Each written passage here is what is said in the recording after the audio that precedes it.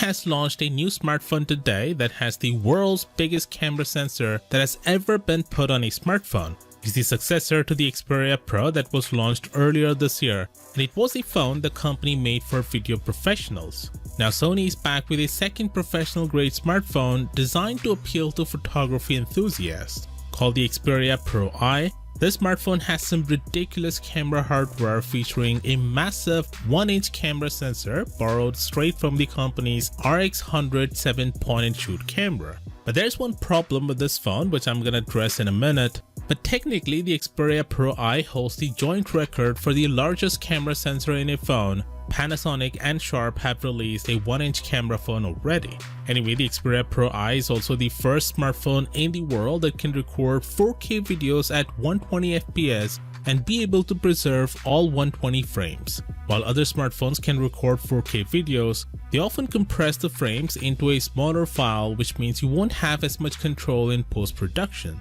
The phone's main 24mm lens has dual aperture f2 and f4 that allows you to change the depth of field more quickly to create authentic bokeh rather than the digital software created bokeh effect that the other phones produce. If you remember, Samsung did it first on the Galaxy S9 Plus, but for some reason they stopped using it in their recent flagships. Now coming back to the 1-inch sensor, even though the phone has this large 1-inch camera sensor, but Sony isn't utilizing the full sensor size. And that's because the lens that Sony is using here cannot project an image circle large enough to cover the entire area of the 1-inch sensor. This means the Xperia Pro I only makes use of part of the sensor, meaning it outputs a 12-megapixel image on this device of 20 megapixel in total. So this effectively means the actual usable sensor size drops to 1 by 1.33 inches, which is the same as the Galaxy S21 Ultra. I really don't get why Sony didn't increase the size of the lens to accommodate the full sensor. Yes, it might have looked a little weird, but the end result would have been totally worth it.